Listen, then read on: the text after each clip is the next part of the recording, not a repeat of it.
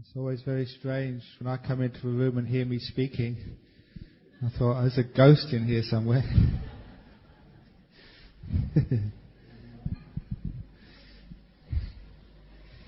Okay, welcome everybody, especially those who are sitting in the back there who come to listen to the Dhamma talk. Okay, come on, we've got plenty of time. And those of you who are on the retreat here. So we're just going to wait until everything settles down.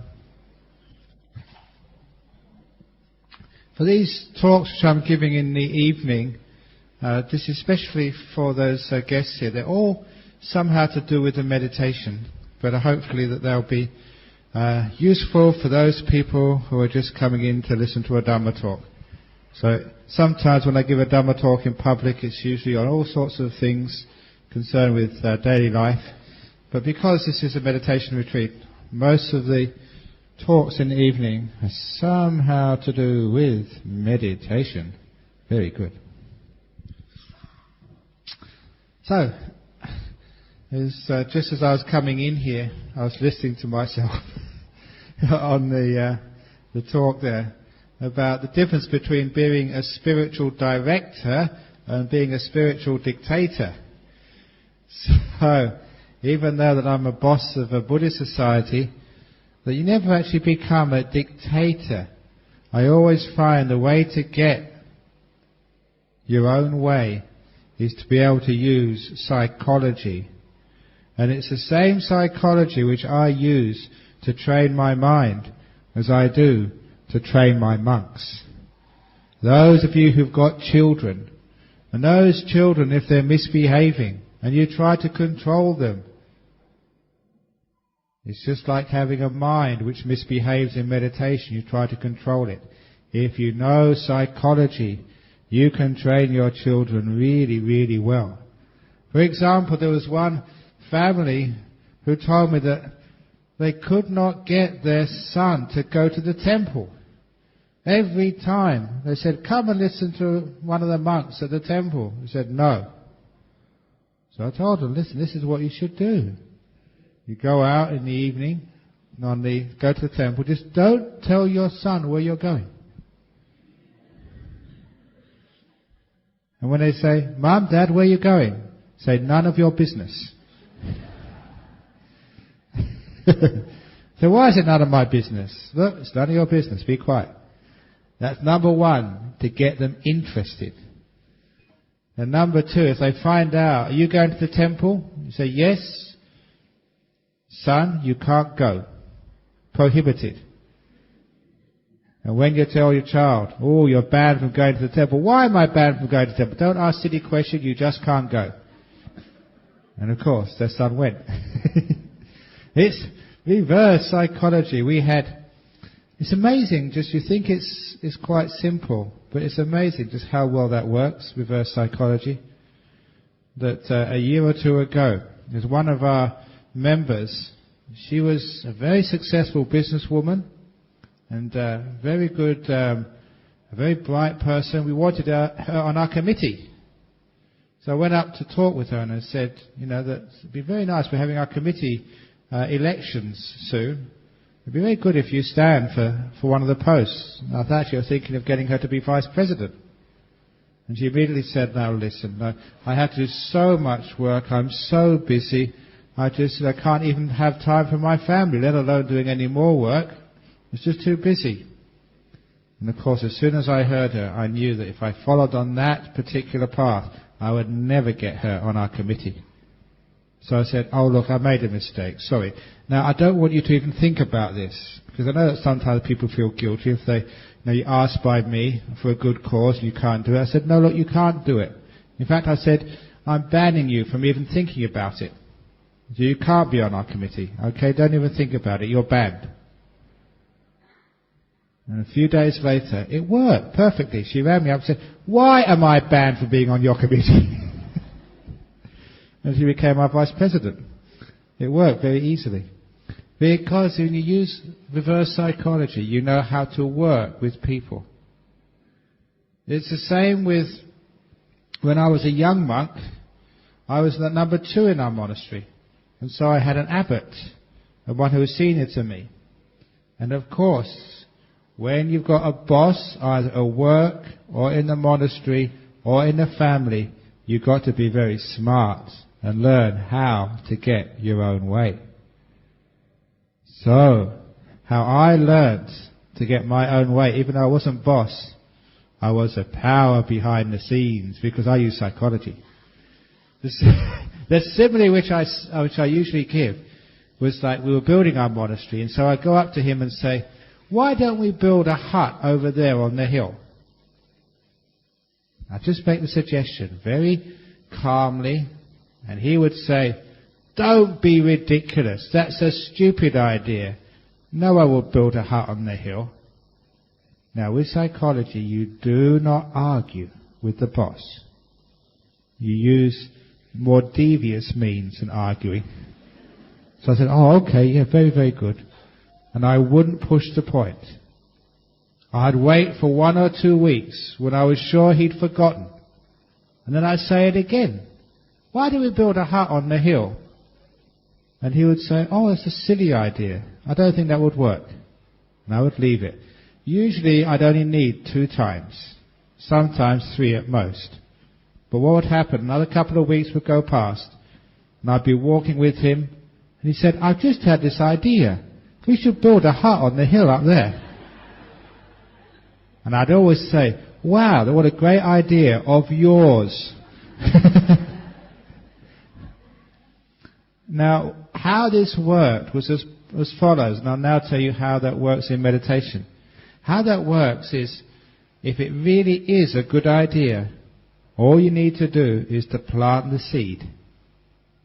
The problem is, people actually plant the seed just too fiercely. They hammer the seed home, and they destroy both the receptacle and the seed at the same time. You plant the seed, and whatever someone hears, they do actually remember. They cannot maybe recall it, but subconsciously it's gone in, and all you do need is to give it time to germinate. Subconsciously they'll be thinking about it. When they say, oh, it's a stupid idea, don't be ridiculous. That's not really true. That's just on the surface. That's their first reaction. But the seed has gone in. And they think about it. You maybe have to reinforce it 1 or 2 times at most. Why don't we build a hut on the hill? Subconsciously they think about that. And if it really is a good idea, it appears to them as their idea. And that's the most important thing. Because bosses are very proud. And they want their ideas to appear as if it came from them. So the abbot would say, oh, why don't we, this is my idea, why don't we build a hut on the hill? Who cares whose idea it is, as long as I get my own way and get the hut on the hill? And it always worked. And it appeared to them as it was their idea. So if you are number 2 in the office, or if you've got a husband who thinks he's controlling you, this is how to slip those ideas underneath his radar screen. And then he comes on and says, oh, I think it's a wonderful idea. I think my idea is a good idea. Let's give a donation to the temple or something. You say, oh, what a wonderful idea of yours, darling. Even though you knew it was your idea all along. Now that's actually also how we use our mind in meditation. How we control our mind. We give it some good suggestions. We don't have to force the mind. We give a few suggestions and we let those suggestions germinate. If we're doing, say, breath meditation, we say, mind, why didn't you watch the breath? And sometimes you know what it's like already. You say, that's a silly idea, says the brain or the mind. It doesn't cooperate. Leave it alone. Don't push it. And then, maybe a day later, suggest it again. Oh, mind, why didn't you watch the breath and be peaceful? Don't be ridiculous, says your mind, as it goes thinking about the past, sleeping, being restless or whatever, and you can't do it. You've got to use psychology. Just make a suggestion. Then after a while, you will find the mind wants to watch the breath. It wants to do it. You don't force it. The same way you use psychology to watch the breath in meditation, so you use psychology to get your own way in life. The psychology works both ways. Which is why we have to be kind in meditation, to be able to make it work. Why kindness and compassion and wisdom work in life. If it's a good idea, it will germinate, grow, and come to fruition. And peace is a good idea in meditation. But do we really make peace in our meditation? There are two types of meditation. It's the subject of this evening's talk. The two types of meditation. And it's not samatha and vipassana. You all know that. This is a new type of two types. Actually, samatha and vipassana are the same. The two types of meditation are making peace meditation and making war meditation. Now, which type of meditation do you do? Is it making war on your body and war on your mind? As you sit up here and say, body, sit still, or else. Mind, be quiet. Be quiet. How many times have I told you? Be quiet. Have you made war or have you made peace so far? If your meditation is a battleground, as I said yesterday, you will experience collateral damage. You will have headaches, you'll have pain, you'll be despondent, you'll be fed up. You'll think, my goodness, this is my holiday. Why am I spending so much of my holiday time sitting here with a sore back, with a sore bottom, with a crazy mind? That only happens if you make war with your mind. You don't make war with your mind. You make peace with your mind. How can you expect to achieve peacefulness if all you do is fight battles? Trying to control your mind. Get rid of all the things which you don't like. We have peaceful meditation, not war meditation. The Buddha was a pacifist. This is how we look at our mind, with compassion and peace. How can we make peace?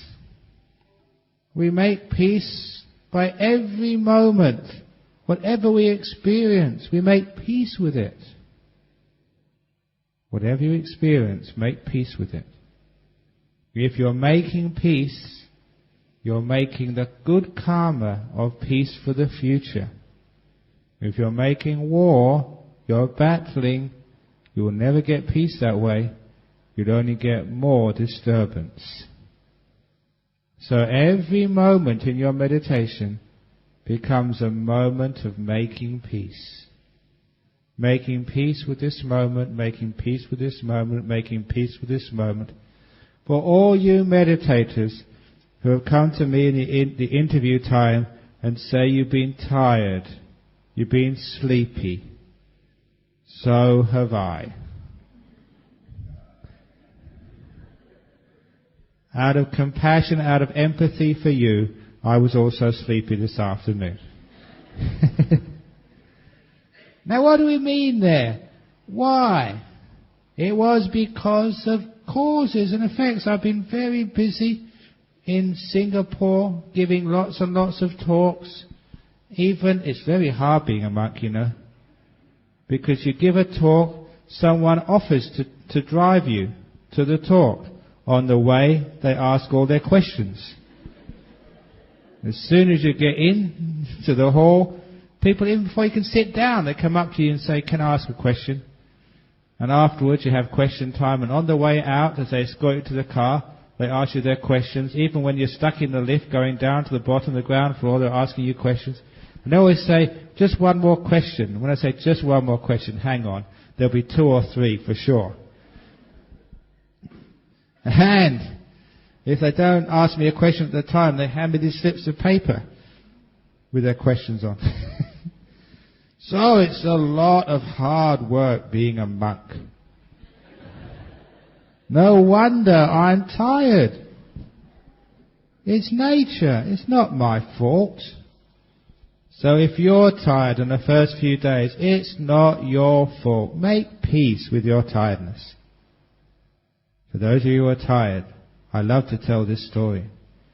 The Buddha was walking in the forest with Ananda, his chief disciple, one of his chief disciples, his attendant, sorry. And as he was walking through the forest, he saw a monk by the edge of the forest, sitting absolutely straight. His posture was perfect. And the Buddha turned around to Ananda and said, I'm worried about him. And Ananda can say, why? Wait and see. And of course, 1 or 2 weeks later, that monk had disrobed and got married. When he went deeper into the forest, he saw another monk who was nodding this way and nodding that way, really sloth and lots of torpor, very sleepy. And the Buddha turned around to Ananda and smiled. So I'm not worried about him. In 2 weeks, he was fully enlightened. So all of those of you who are sleepy this afternoon, who knows, maybe in a couple of weeks, you could be fully enlightened. Look, one of the famous sleepy monks in the time of the Buddha was Mahamoggallana. It was in the sutras the Buddha caught him nodding. He was sleepy, and he became one of the foremost monks in psychic powers. Oh, all you people who are sleepy this afternoon, you could be developing psychic powers soon.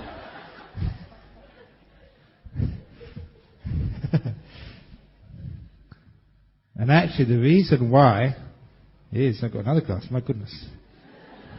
Look at these, huge. Honey, yeah. I know that I usually have small cups, but because this is a Mahayana temple, we've got big vehicle cups.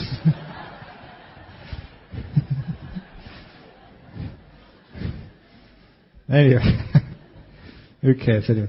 Anyway, so the reason is that when the Buddha saw that first monk who was so stiff, he was perfect posture, but he was a control freak.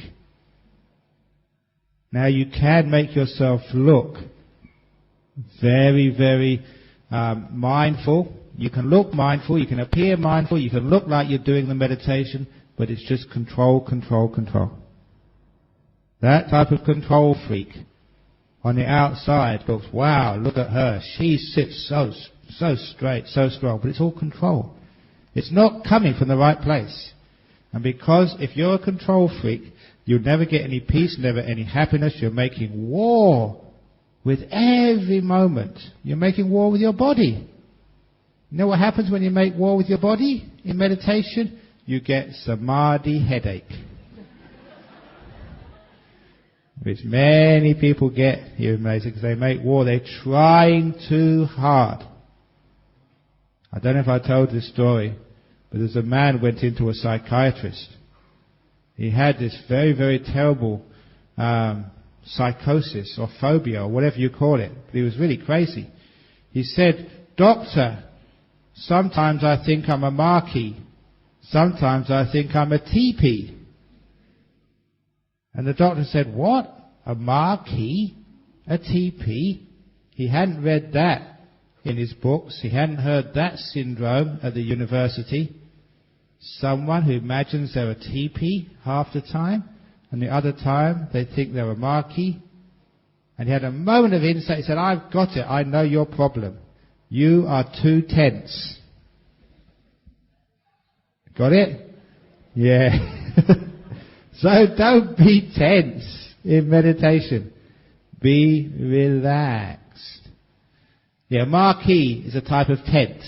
A teepee is what the Red Indians, the indigenous Indians of the United States, used to use as their tents. The two T-E-N-T-S and T-E-N-S-E is also means you're too tight. So this is what happens when we get too tense. We never find any peace at all. The other monk, yeah, he was relaxing. He was getting sleepy, but it's only a matter of time before your sleepiness disappears. The sleepiness comes because of causes, because people have been working so hard. In Western psychology, it's called sleep deficit.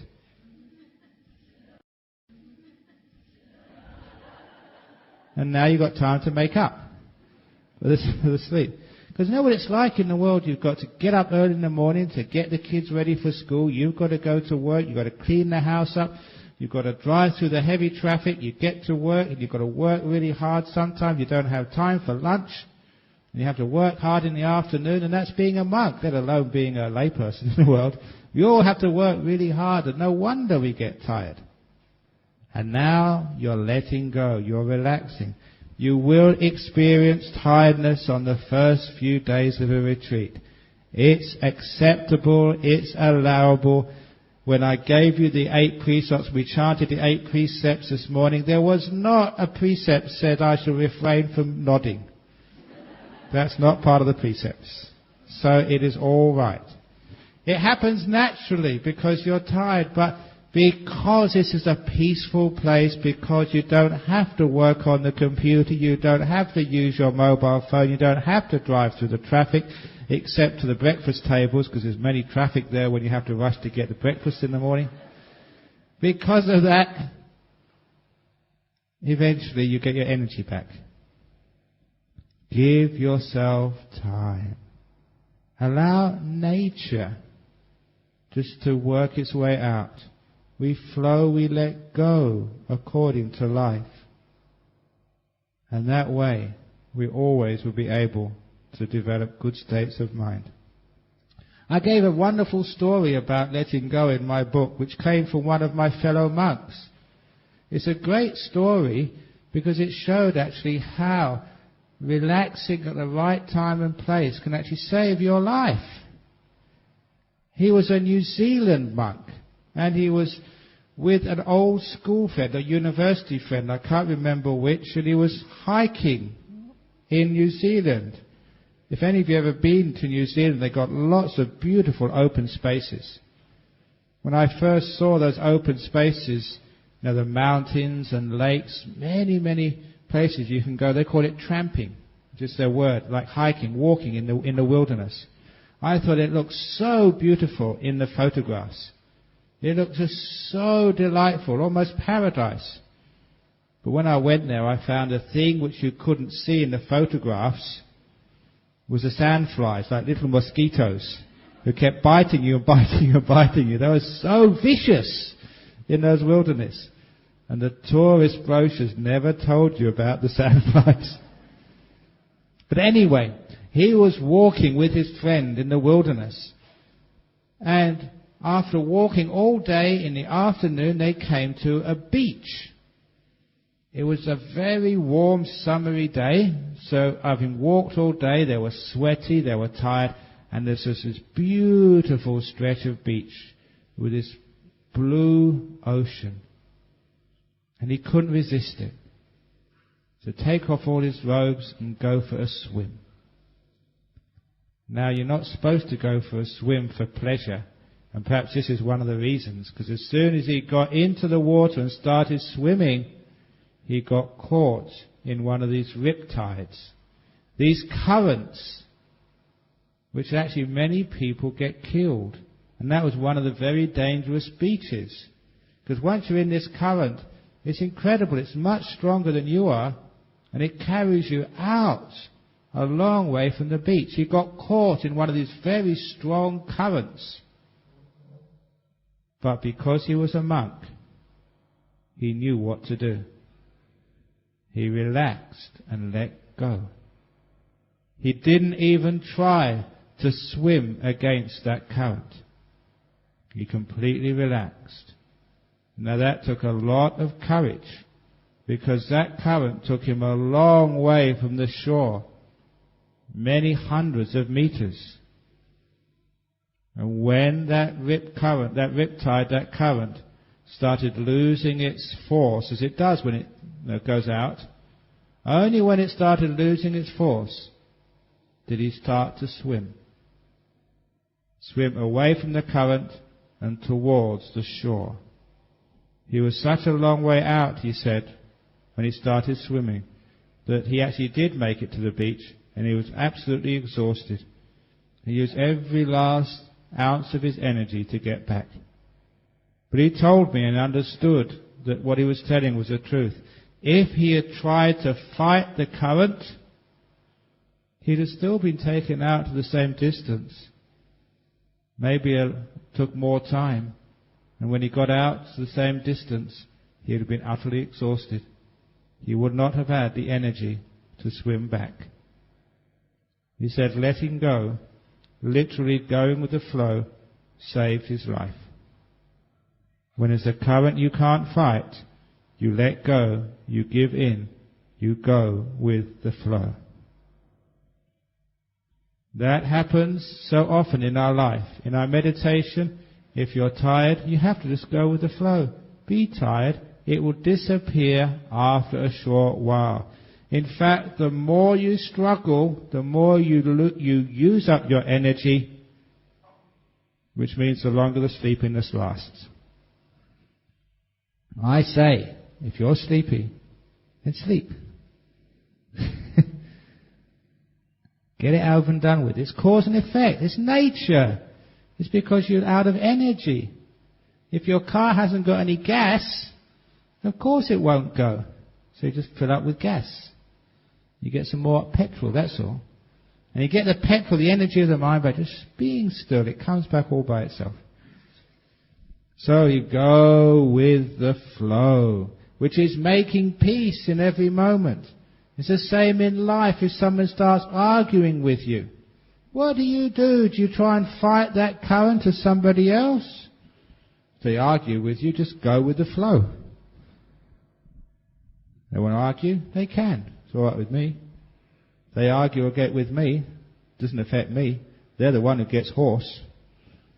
You know, there's a lovely story actually from Christianity. Of all the Christian traditions, the one which actually is closest to Buddhism is the Franciscans. Because actually they don't have money, or at least in the early years they didn't have any money, and they went for alms food. And this particular story, there was this one of these monks in the early days of the Franciscan order, and he was just so generous. So he was walking in the town for alms food, and this very, very poor man asked him for alms. And the monk said, if I don't have anything, I don't have any money, all I've got is my robe. And the poor man said, okay, that'll do. And this was such a generous monk that he said, okay, and he gave him his robe. I don't know if I would do that. Would you do that, Mangala? Because when he got back to his monastery, he was naked. Now that's real generosity. You give everything. I mean, literally everything. So when he got back to his temple, his monastery, he was naked. He knocked on the door, and the other monk said, get away, we don't have any crazy naked people in this monastery. Said, it's me. And when they said, hey, it's our monk. So what happened? Did he get robbed? Did he get assaulted? And so they took him inside, they gave him a new robe, and he said what had happened. That a very, very poor person had asked him for something. The only thing he had to give was his robe. So he was generous. He was that generous, he even gave the only thing he owned, his robe. And all the monks said, now that's real generosity. That's actually what a monk should do. Someone's really poor, you can have my robe. I don't know if I'd get away with that in Malaysia, because I might be into big trouble. But nevertheless, they thought, well, we can respect that. That's a wonderful thing to do. The problem was that it must be like the grapevine of the poor people in that town, but word soon got around that monk was a very soft touch. So the next day, someone else asked him, can you give me something? I haven't got anything, I only got this robe I was just given yesterday. That'll do. So the second time, he gave his robe away and came back to the monastery naked. And the other monk said, oh, here he comes again. So, okay, come inside, we give you another robe. And it happened 3 times. When he came back the third time, absolutely naked, they gave him a new robe, and the abbot said, come into my office. And the abbot gave him a real scolding. Say, look, it's all right to be generous. We've only got so many robes in our storeroom, and these are all donated by our lay supporters. We can't keep giving everything away to poor people. Anyway, the word's probably got around. They're just taking you for a fool. They probably don't need a robe, but they said, this monk is so stupid, he'll give you anything. So he gave them a real scolding.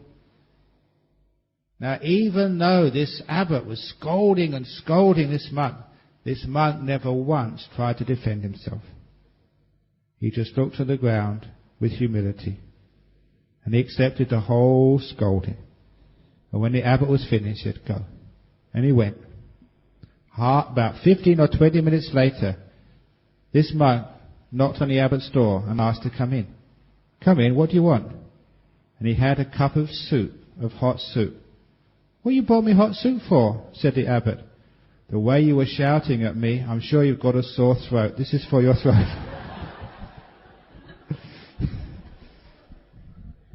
And he wasn't trying to be clever. He was really compassionate. When he was being scolded, he never thought of himself for one moment. He only thought of that poor fellow shouting and making his throat sore. That's the only thing he thought of. And so when he was released, he thought, I must help that person with a sore throat. So, the next time your husband scolds you, take it peacefully and then go and get him a bowl of soup. But why do you get upset when people scold us? If you've been doing anything wrong, you know you've done something wrong. If they're shouting at you, haven't done anything wrong, there's no problem to get upset. In fact, you should be compassionate like that monk. Oh, that poor person has scolded me so much. Let's get him some of these sweets, which are good for the throat. The point is that when other people scold us, we allow them to take away our peace and happiness. They become like a thief. We allow them into our mind, into our heart, to take away all our joy, all our peace. We don't need to do that. Whatever another person says, no matter how cruel or harsh it is, you don't need to allow them to steal your happiness. You lock up your doors of your house. You never allow anyone to take your peace and happiness. That is yours. That's precious. So they can say whatever they like to you. If they scold you, shout at you, you should always remember this story. A long time ago, there was a man who had the afternoon off work. And his wife was very, very busy cooking the dinner. And she said, husband, I'm short of eggs. I need some eggs for the meal. And I'm so busy, you've got nothing to do.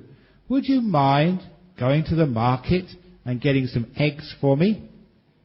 He said, sure, I don't mind.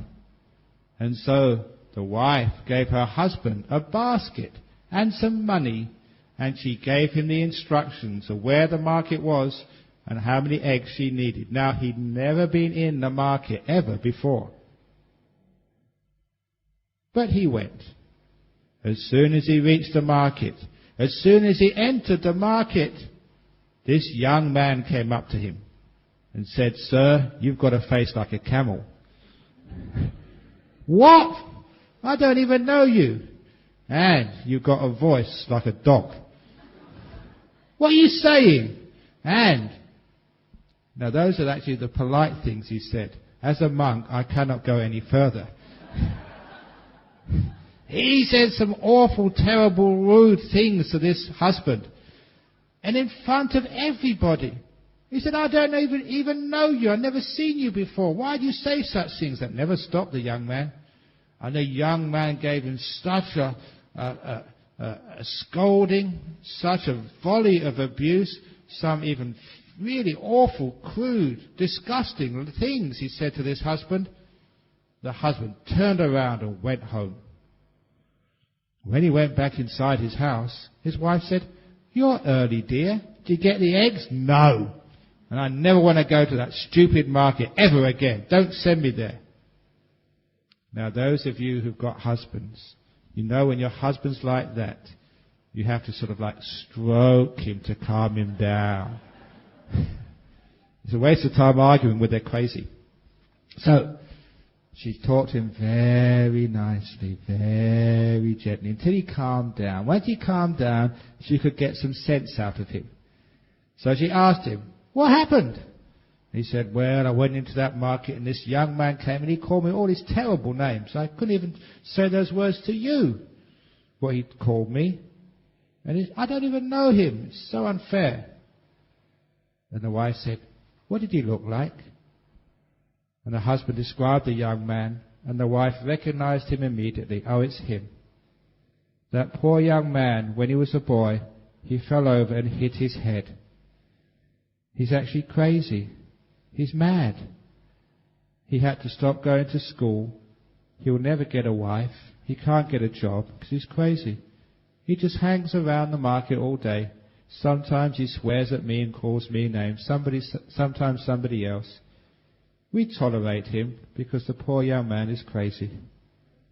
And as soon as the husband heard that, it was because this boy was crazy. He thought, never mind. He didn't really mean it. He's just, loopy, that's all. So the wife said, now, I really do need those eggs. Could you really go back and get those eggs for me? Don't matter about that boy, he's crazy. And of course, once he realized the boy was crazy, he lost all of his anger, all of his being upset about being abused. So he went back to that market with a basket with the money, and the young man saw him again and came and called him camel face, dog breath, everything. But this time it didn't matter. He went to the store for the eggs. The young man followed him and called him terrible names. The woman behind the counter said, don't worry about him. He hit his head when he was young. Yeah, I just heard. Poor fellow. And because he knew the boy was crazy, he could buy the eggs, endure all the abuse, walk out the market and come back home. Now that's the difference. If someone abuses us and calls us name, we realize they're crazy. It doesn't matter, does it? So the next time your husband calls you names, he's crazy. He must have hit his head that morning. Next time your wife scolds you, she's loopy. And it's true. It's called temporary insanity. Anger is temporary insanity. That's all it is. If you get angry at someone else, you're not smart, you're not wise, you're not in your right mind, you're crazy. So when someone's angry at you, it's temporary insanity. You leave it alone. You don't fight it. You just make peace with it. You say, you poor thing that you call me such names. That's called compassion. And that works just the same with your meditation. If your mind is thinking all over the place, restless, it's a crazy mind. Why worry about your crazy mind? You poor crazy mind. You must have hit your head somewhere this morning when you woke up. You make peace with it. You leave it alone. And by its nature, it will settle down by itself eventually.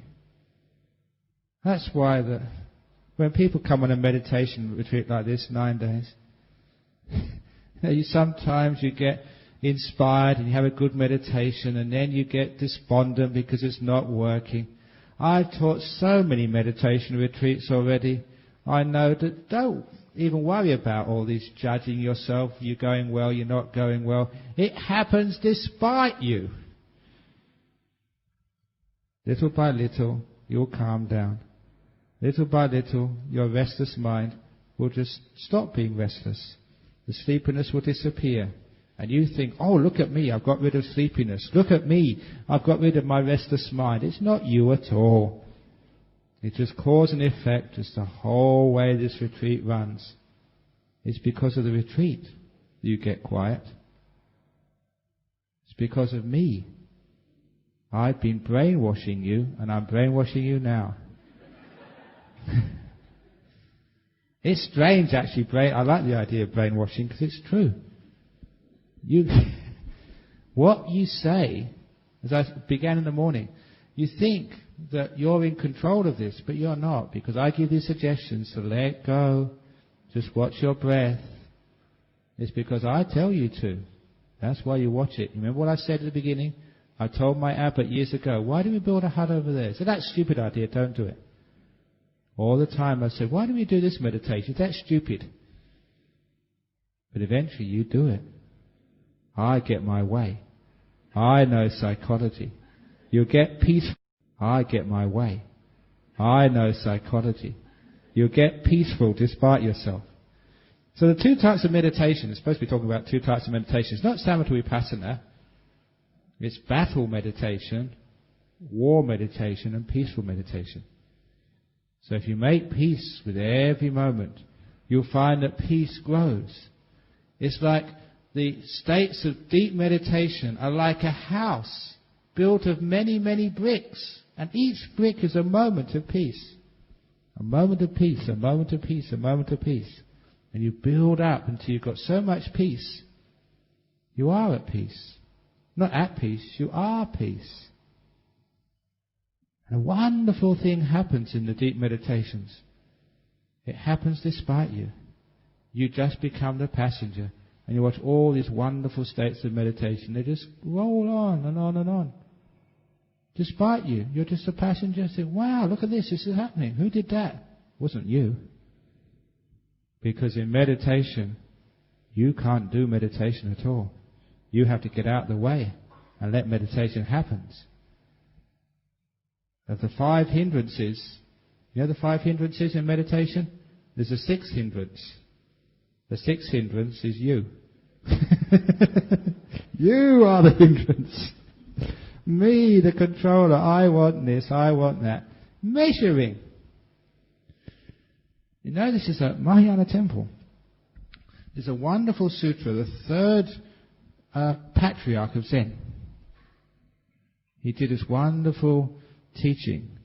And it begins with, I think the path is easy for those who have no preferences. Or something like that. That's one of the translations I remember. The meditation is easy when you have no preferences. When you don't mind if you're crazy or if you're peaceful. If you don't try to get deep in meditation. When you don't have any preferences of being sleepy or being in jhana. You know what I mean there? It's that craving and the doing which causes all the trouble. Instead, we do the opposite, which is letting go, making peace. Many of you know the 4 Noble Truths. Many of you know the 3rd Noble Truth, which is letting go of craving leads to Nibbana, leads to peace. But many of you have probably not had that explained in full, because the Buddha taught 4 ways of letting go, which is in the 3rd Noble Truth. In the 3rd Noble Truth, the way the Buddha first taught it and always taught it, he said there's 4 types of letting go. In Pali, chaga, patinisika, muti and malaya. When he said it's getting rid of this craving, that is chaga, patinisika, muti and malaya. That's the way to Nibbana, he said. It's also the way to meditation. Because meditation is the path to Nibbana. So what are those 4 words? It really means giving, renouncing, freeing, and analiya means like non-attaching. But I'll give a deeper meaning of that in a few moments. This is the 4 ways of letting go. And this is the correct way of meditation. Chaga is generosity. It's giving. But by that, I don't mean giving ang paos. You don't bribe your way to deep meditation. Giving, what is actually generosity anyway? If you give a donation and you expect your name to be put on the big board there, is that real giving? If you give a donation expecting to get an honour in return, if you give a donation expecting even to get good karma back, is that real giving or is that doing business? Now I say it's doing business, it's not real giving. Giving should really be like anonymous. So you just give something and no one sees it. Some people do that, they give the ang pao, there's nothing in it. It looks good.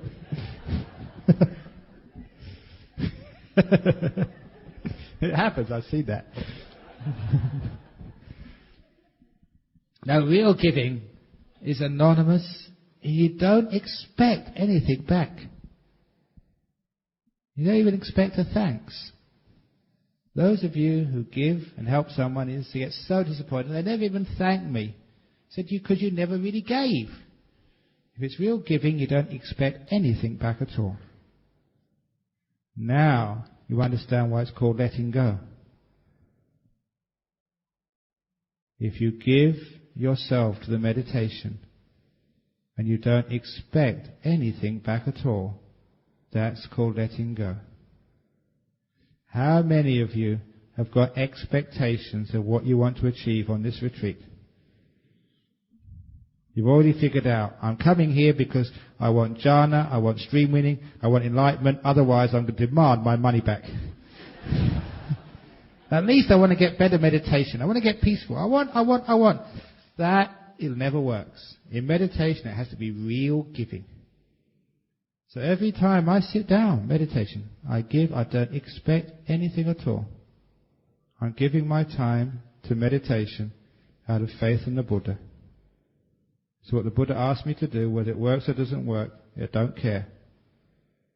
It's because the Buddha asked me to, I'm giving this out of faith in my teacher. You sit down and give yourself fully to this moment, not expecting anything at all. That's having no preference. That's why it becomes very easy.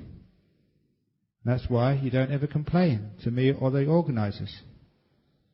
Sometimes, it's noisy when you're meditating. Or when you're sleeping. Have you found out who the big snorer is in your room yet?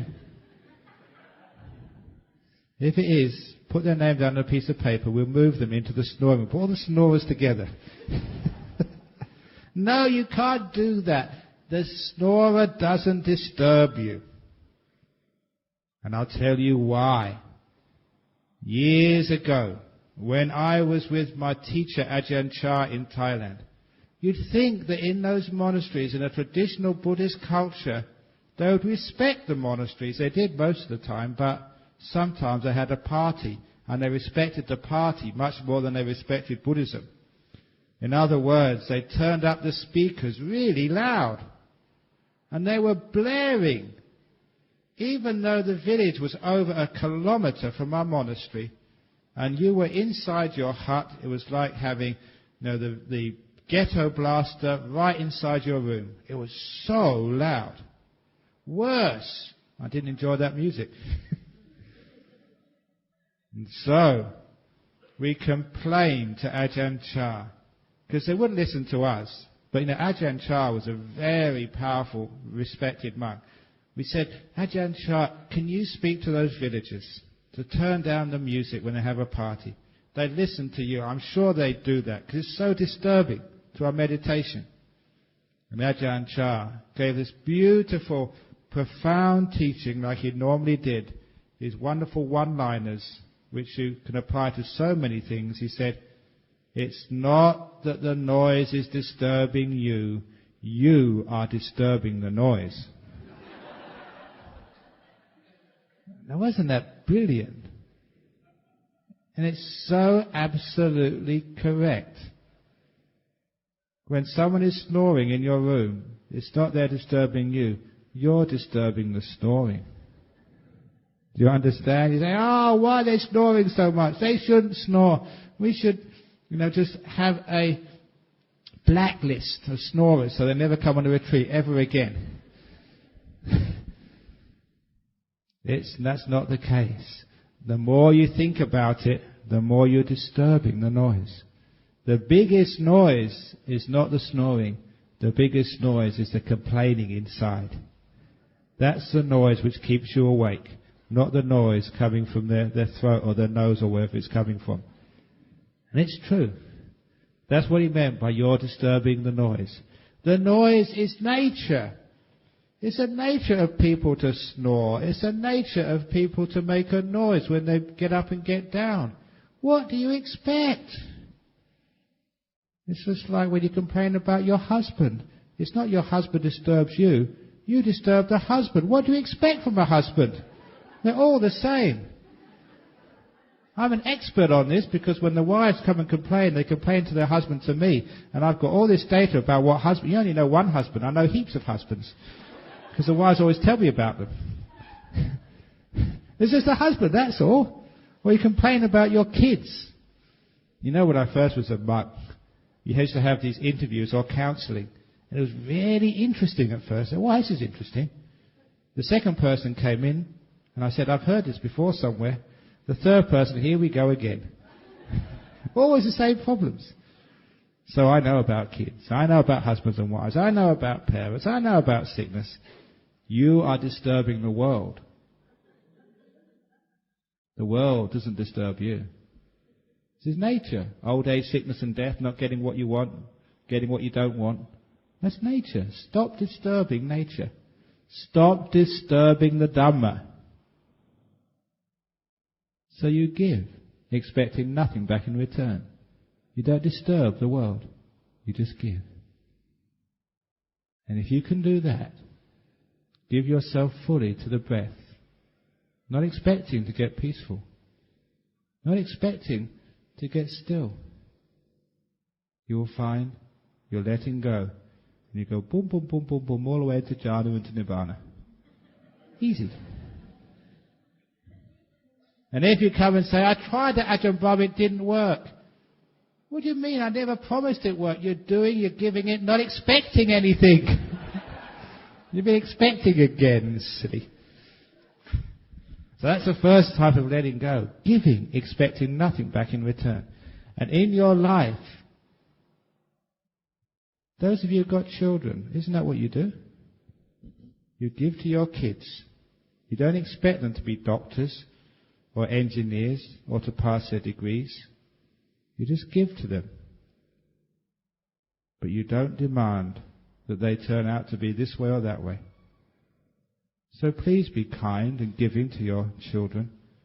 Don't demand that they become models, sort of brilliant people. Not everyone can go to university. There's not enough places in university.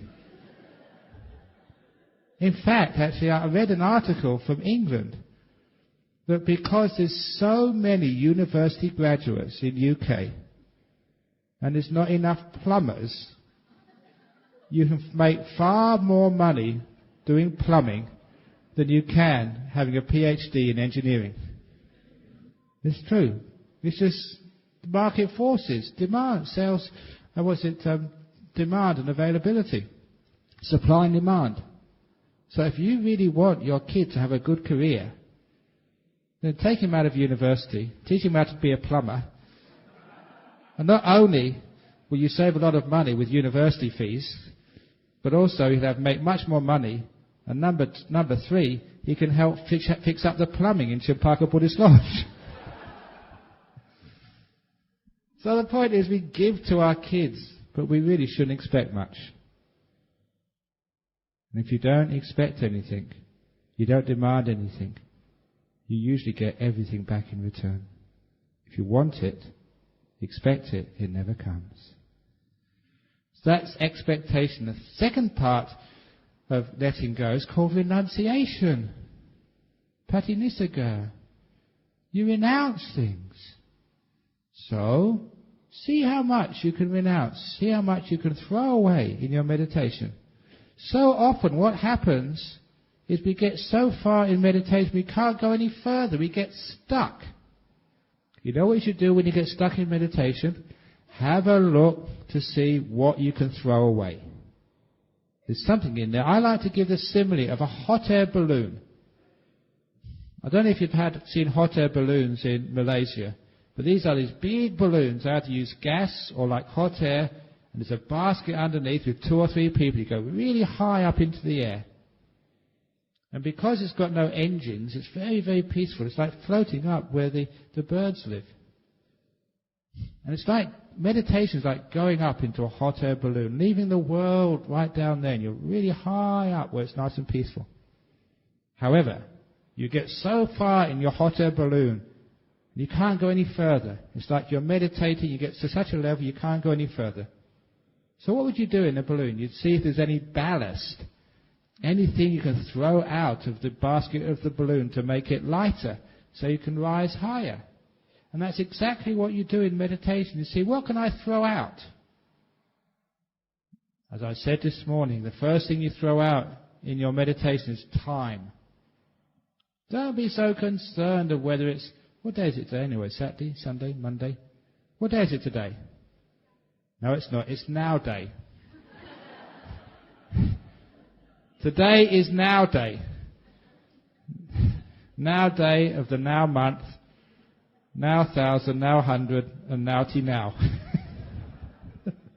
And what time is it? It's now minutes past now. That's all. Isn't that true? What does it mean about time? January, February, 2000 and this and 700 and that. It's only just conventional reality. So we throw away time. Are you a person, you meditators, who's trying to beat your record of how long you can sit meditation? I've done 40 minutes. I'm going to do 45 minutes now. 45 minutes, I'm going to do 50. 50, 60. I'm going to get into the Guinness Book of Records, the longest meditator. That's not the way to meditate. Ajahn Chah once said, because people thought that the longer you sit still, the more enlightened you be. So he gave the simile of the chickens. He said if that was the case, that sitting still for many hours meant you're enlightened, he said many chickens would be enlightened by now because they sit so still on their eggs. Are you a chicken meditator? Thinking the longer you sit, the more enlightened you're going to be? It doesn't matter. It's the quality of your meditation. If it's 5 minutes, but it's really peaceful and good, great. That's much better than 3 hours sitting there, pushing through painness and trying to beat your record. That's not meditating. So you try and throw away time. You don't care whether it's 5 minutes, 5 hours, 50 hours. You just sit there. If it's peaceful, carry on. Don't count the clock. Also, don't count the days. Sometimes people think that way. Well, it's Saturday today. 1 day down, 8 to go. That's really silly, isn't it? I remember a school teacher. I was a school teacher before I became a monk. And this school teacher came up to me once. I think it was the middle of the middle term. It was about 5 or 6 months of the job to go. He'd just got another job in the tax office. It was supposed to be a very good job. He got that job, but he had to finish his contract for that year before he could change jobs. He came up to me once. He said, I just caught myself wishing away 6 months of my life. Wishing it away to get rid of this job as a teacher so he can get the next job. That's a lot of your life to wish away. 6 months. 8 days is too much to wish away. Even 1 minute is too much to wish away. So don't try and get rid of this to get somewhere else. This moment is important. So the first thing you throw out of your basket is time. The next thing you throw out is thinking. Thinking weighs you down. Thinking is just so heavy. I gave this simile is my kapia in Singapore. I said, when you're thinking, it's not really you thinking. What's actually happened? All these thoughts inside. What's actually happened? When you were sleeping last night, these 2 little tiny demons, these little imps, they crawled in. One crawled in your right ear, one crawled in your left ear, and they're having a conversation inside your head. And that's all this ba ba ba ba ba ba ba inside. 2 little demons. That's what thought is. So it actually worked for him. He said it's a great simile because he stopped listening to this little conversation going on inside his head. It wasn't his.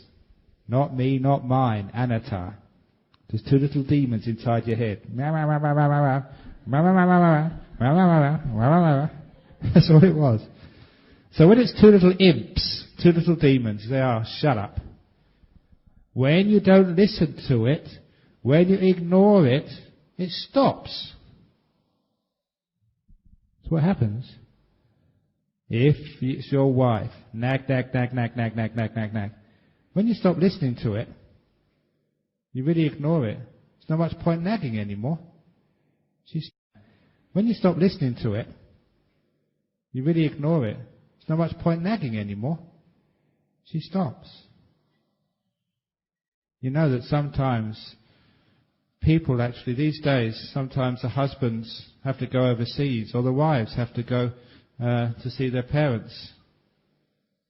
So especially if the husbands have to be apart from their wives. You know the husbands sometimes miss you. I don't know if you left your husband at home to come actually here to the retreat.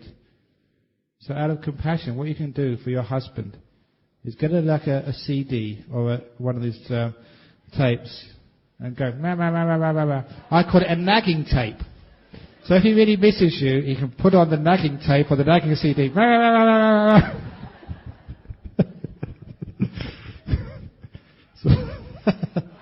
So he'll never get lonely while you're away. So anyway, that's that nagger inside of you. Always complaining. Have you heard the way you think? It's always, you're not good enough, try harder, watch your breath more, don't be so lazy, sit longer, sit straight, don't go sleepy, get up earlier, don't think in this. Nag, nag, nag, nag, nag, nag, nag, nag. Those two little imps inside of you. So you tell them to shut up, throw them out of the basket. And when you throw them out of the basket goes higher. It goes into beautiful silence. Silence is so wonderful. When everything inside stops. Then you can really listen. I call this total listening. Total listening is when you're silent in the moment. Then you can really hear what's going on. Without anything standing between you and the experience. No sound, no noting, no thoughts. You're really listening. It's like if you're in a concert. I don't know if you like classical music. If you go to a classical music concert, everybody is listening intently. Imagine you're at a concert and you turn around to your friend and say, that was a really nice piece of music, when it's still going on. People say, shut up. And if you did it twice, you get thrown out. Why is it we do that when we're meditating? We've got the beautiful Buddha symphony. Or if I'm giving the talk, it's Brahms symphony. So why are you interrupting this classical talk? Shh. And listen fully, in silence. And then it's called total listening. That's what happens when you start. It's beautiful.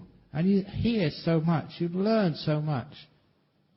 Even when you go for dinner. I don't know if you're going to celebrate your enlightenment when you finish this retreat by going to an expensive restaurant. Have you ever gone to an expensive restaurant? And you look at the cost of the food. It's just so expensive. Listen. If you pay all that money for delicious food, please tell your partner to shut up while you're eating.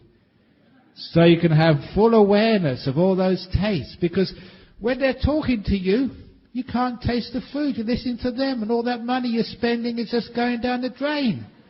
So look, this is expensive food. Shut up, I want to really taste every bit of this.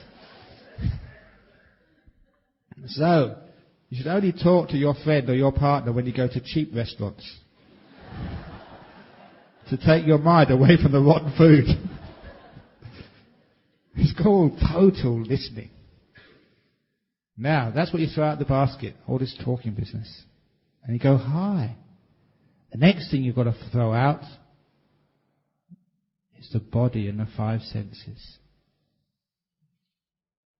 It's as if you're in this basket, you've thrown away almost everything. You look around that basket, what else can I throw out? To go higher. And you realize, I've got to throw out the basket. Your body and your senses. Many of you, I look at you, are very old. You are basket cases. So, throw away you, or rather your body. And this is the next thing you do in your meditation. Don't worry about the itch, the ache, the pain. It's not mine. Throw it away. Leave it alone. So it disappears. In this meditation, your hands disappear, your legs disappear, your body disappears, your head disappears. You've got no sensation in your body at all. That's the only time you're free of the burden of a body. Otherwise, you're yawning, you're moving your hands, you're scratching your mouth. I'm just looking at what you're doing. You're rubbing your eyes. You're rubbing your cheek over there. You just rub your nose, I saw you. Why do you do this? It's because your body is never comfortable. You try not moving your hands for 5 minutes. Go on, try. You won't be able to. As soon as you forget, you start moving again. There you started again. You did your glasses. You wiping your ear. You rub your nose again. The point is, this body is always irritating. The only time you have some peace with this body is, even if you're asleep, you don't get any peace. You have to toss this way, turn that way. The only time you have any peace is when you disengage from this body. In meditation, the body disappears. Oh, that's so nice. That's why you can actually see, like monks or meditators, sitting absolutely still for hours. Some years ago, we took a video of this monk meditating. And what we did, we put it on fast forward. It's really good, because if there's any movement in the body, it really shows up on fast forward. And this was very impressive. On fast forward, that monk was as still as if it was on pause. He wasn't moving at all. That's impressive. Now what actually that means, how can you do that? He wasn't holding his body still. He let it go and it was still all by itself. And that is so pleasant not to have to worry about this body. That's the next thing. You go very high. What's the last thing you let go of? You've thrown away the basket. You're hanging on to the balloon. How can you go higher? You understand the last thing you have to let go of in meditation is you. You've got to throw you out. And once you throw you out, then the balloon goes all the way to Nibbana. Anatta. That's when your mind starts to disappear. First of all, your will, your intention, your doing, that's the next thing you throw out. You don't do anything. You give up control completely. And that's when you go very high in meditation. That's what you let go of. That's what you throw away. I'll talk about that later in my talk on anatta coming soon. But the next way of letting go is called freedom. Do you want to be free? Isn't the Dhamma a taste of freedom? But people don't know what freedom is. The way I understood what freedom is and how I explain it to people is one of my famous stories, which you've probably heard, but I'm going to tell it again anyway. One of my monks was teaching in a high security jail. As he was teaching in that jail, he became very friendly with the prisoners. So one day the prisoners asked him to stay. They gave him some tea. And when they were talking informally, they asked him, what is it like in your monastery in Australia? We have to get up 4 o'clock in the morning, but it's voluntary. It's optional. You can always get up earlier if you want to, said the monk. Most of the time we don't have any breakfast, he said. Only if we have to work really hard. What? They don't give you breakfast? We always get breakfast in prison. And we don't have to work that hard. Sometimes we have to work mixing concrete and building, and it's so hard work. And then we get our one meal of the day. Only one meal? And it's all mixed together in the same bowl. So we do. We get ice cream on top of spaghetti. We get custard on curry. That's disgusting, they said. Even in prison, they give you separate plates. And then we have to go back to our rooms and meditate all day. Can you watch the TV? No TV. Any radio? No radio. CD player? No. Any sex? Absolutely not. Sports? No. That's terrible. Then what do you do? Do you have a dinner in the evening? Maybe a cup of tea and one piece of cheese? That's all they give you? You get a 3-course meal in the evening. Then what do you do? Then you sit on the hard floor meditating, watching your breath all night until you go to sleep on the floor. You don't even have beds? No. That's terrible, they said. That's worse than prison. That's disgusting. We can't allow our friend to live like that, they said. And one of them said, why don't you come in here and stay with us? They actually said that. They invited the monk to stay in jail. Out of compassion. Out of compassion. Because it was more comfortable. And it's true.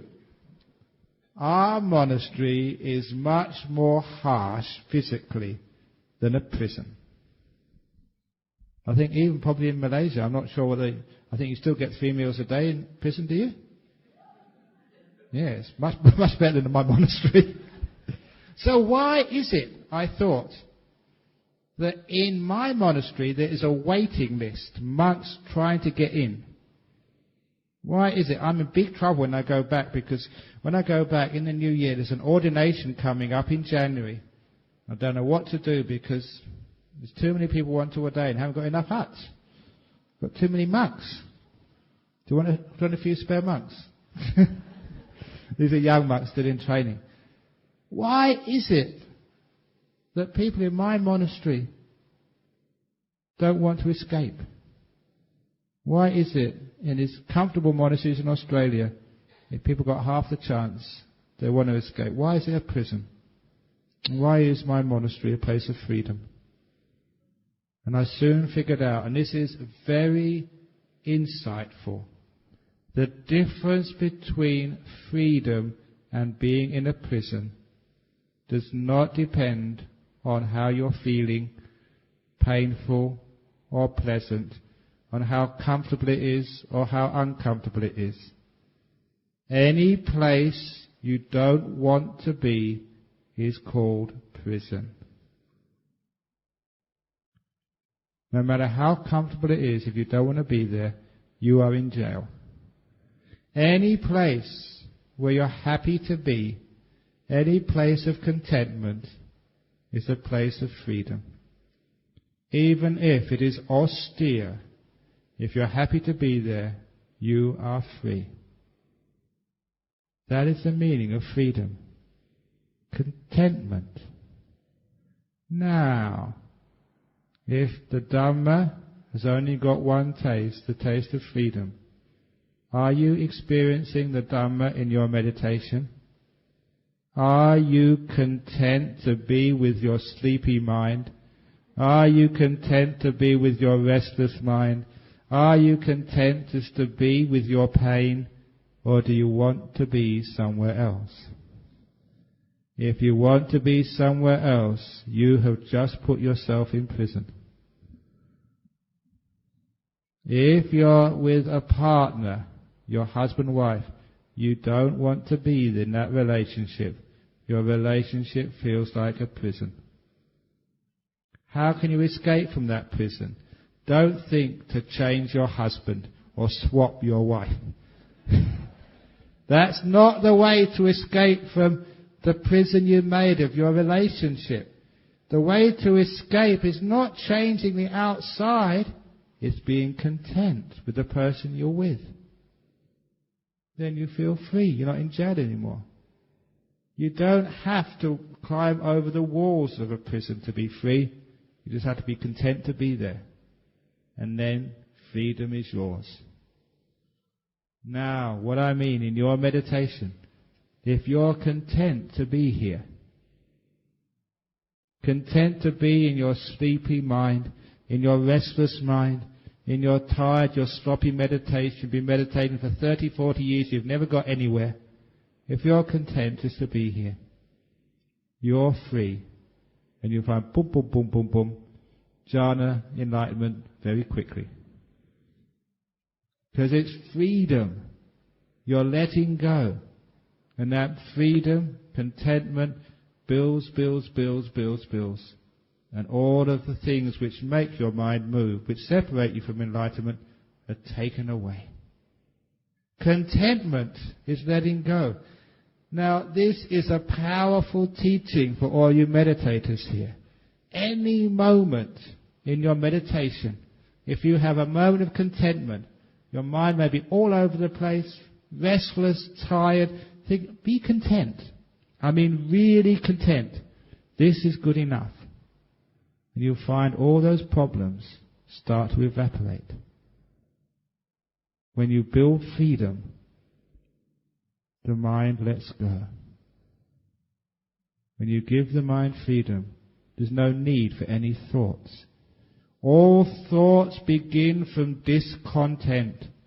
Because you're not happy to be here, you start thinking of the future, the past, fantasies, dreams, anything. Why? Because you're not content to be here. You want to be somewhere else.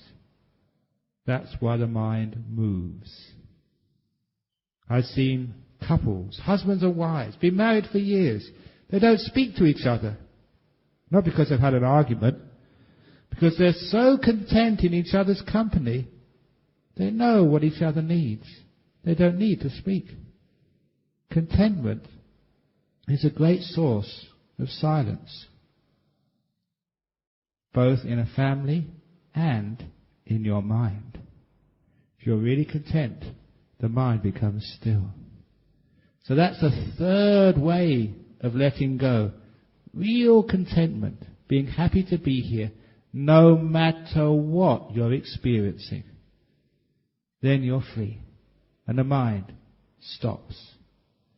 And the last way of letting go is non-attachment, which what I say is like having a Teflon mind. Nothing sticks to it. Someone coughs next to you. As soon as the cough disappears, there's no residue left at all. Usually what happens in meditation retreats, the person next to you coughs, and so I'm going to tell them off when I next speak to this person. I was just about to get enlightened and they coughed, they spoiled it all. So, a Teflon mind means as soon as the disturbance is finished, there's nothing left in the mind. Nothing echoes. The past never echoes in the present. Nothing sticks to your mind. When nothing sticks to your mind, there's no past. You're free of so much. Everything disappears. It slips off your mind until there's nothing left. So those are the 4 ways of letting go. What those 4 ways again is giving, expecting nothing back in return. You give to your meditation. You give to this moment. Don't expect anything at all. You throw away whatever you can. Any attachment, anything which is clinging to you, you see it, you throw it away.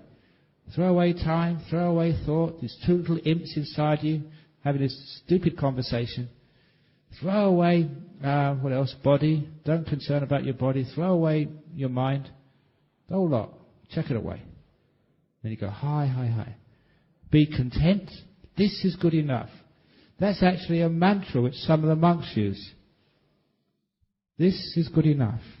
This is good enough. This is good enough. You are good enough. This retreat is good enough. Your mind is good enough. Your meditation is good enough. There's no more craving left. This is good enough. When you start that technique, your mind gets more and more peaceful, more and more still, more and more bright, more and more brilliant. Nimittas come up. Nimitta comes up. This is good enough. It will become brighter. Non-attachment, non-grasping. This is good enough. Contentment. Well, lastly, having a mind which is a Teflon mind. Nothing sticks. Even what I said now, you don't remember. Nothing sticks. Why are you putting more junk in your mind? I'm telling you to empty out. After a talk, if you put your head down, get all that stuff out. So you're free. It's just the underlying things which I've said this evening. That's what's most important. You're supposed to be out 2 types of meditation. Those of you who are still confused about samatha vipassana, are they the same? Are they different? This is the usual simile I give. 2 people walking up a mountain. One is walking up the mountain to see the view. You get a great view from on top of the mountain. The second person is walking up the mountain for the peace and quiet. Because on the top of the mountain it's a long way away from the traffic, from the city. They're going up there for the peace. One's going up for the view, the other one's going up for the peace. Just like in meditation, some people think they're going to meditate for the insight, the view. Some people think they're going up there for the calm, the peace. But the person who's going up there for the view, when they go up to the top of the mountain, they'll experience the peace. The person who's going up there for the peace, when they go to the top of the mountain, they'll see the view. Because on top of the mountain, the peace and the view exist side by side. You can't separate them. In the same way, a person who thinks they're doing vipassana or insight, they'll get calm. The person who thinks they're just doing calm, they'll get insight. The two always go together. And I can always quote the Anapanasati Sutta. It's part of the Satipatthana Sutta, the Mahasatipatthana. In the Anapanasati Sutta, the Buddha said, if you fulfill the meditation on the breath, you fulfill the 4 Satipatthanas. He's saying, if you do Anapanasati, do breath meditation, that is Satipatthana. Calm is insight. Insight is calm. And that makes it so wonderful. We don't have to argue which is the better, calm or insight. I'm a calm meditator. Well, that's what I'm an insight meditator. Well, I'm a calm. They're the same. So you can be friends. Which is important. It's actually, someone might emphasize calm, but they do insight. They might emphasize insight, but they do calm. I've been around long enough to see that. That's why I respect all methods of meditation. So if you want to do insight meditation in this retreat, fine, because I know you're doing calm. If you don't want to do calm meditation on this retreat, fine, I know you're doing insight. They're the same. But the point is, the underlying letting go, contentment, peace, seeing things as they truly are, this is what the meditation is all about. And this is what leads you into the deep seeing, the peace, the bliss, which is the goal of this meditation retreat. So, there we go. The 2 types of meditation, battling or making peace. Which one do you want to do? Are you a soldier or are you a Buddhist?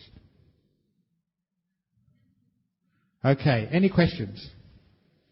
Questions or comments on this evening's talk or anything else? Oh my God, I told the story yesterday. If you want to be intelligent in your next life, you better ask a question quick.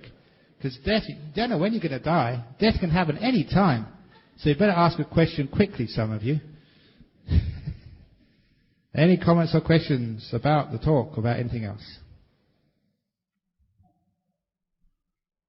My goodness. You must be so enlightened. So, yes, we have a question. Thank you. Oh, yes. Oh, my favourite questioner. Yes, that's me.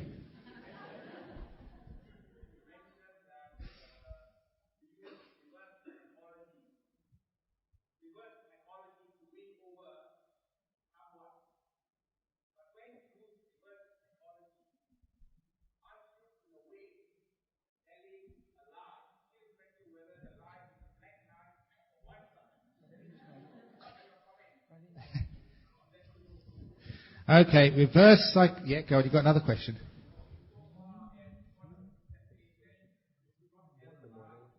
Yeah. You got me there. No, because it's not really a lie, because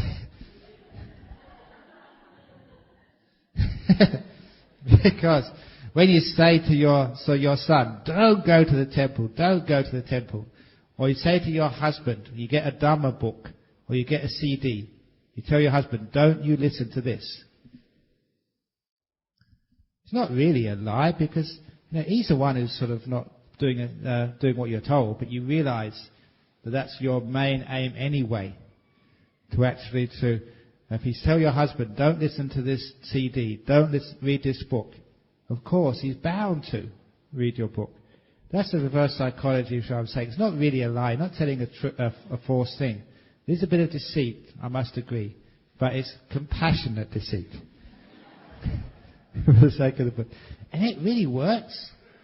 Many people have tried this because, sometimes that, you may be really interested in Dhamma and your partner isn't. And I've done this many times. There's this woman in Perth, an Australian woman. She loved coming to our centre and listening to the talks and doing meditation, but her husband thought this was just a lot of old rubbish. Religion is just for the gullible, he would say. And no matter what she said, he just wouldn't listen. So I told her, take a few of the CDs, take a couple of the books, leave them around the house. Do not tell him to read them. Do not even invite him to listen to the CDs. Just leave them around.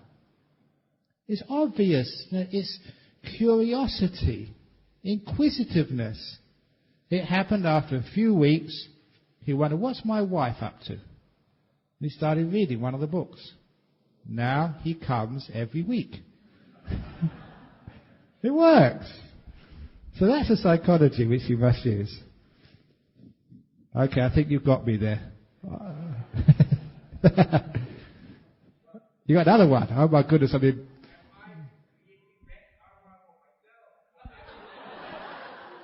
Now you see, that was my reverse psychology work with you. I said you got me. I didn't really mean it, but I made you feel guilty. It worked. Ha ha ha.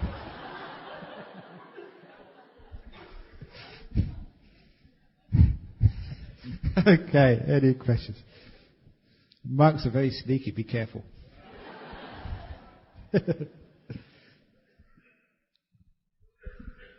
No questions? Okay, let's call it a night then.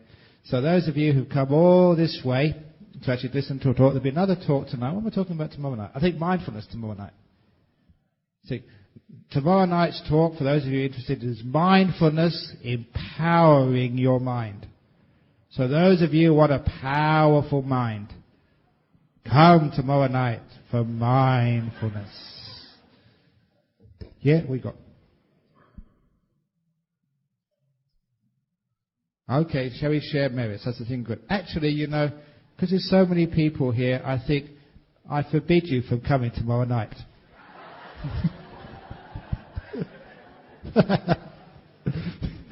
The trouble with reverse psychology, when you tell everybody what it means, it doesn't work anymore. Okay, let's do a sharing of merit. This is for all beings, the devas, relations, everybody else. We do the idang me. Idang me nyatinang hotu sukhita hontu yatayo. Idang me nyatinang hotu sukhita hontu yatayo. Idam me nyatinang hotu sukhita hontu yatayo. May all sentient beings, invisible otherwise, please partake of the merits which we made today. And all those meditators today, meditating is huge merit.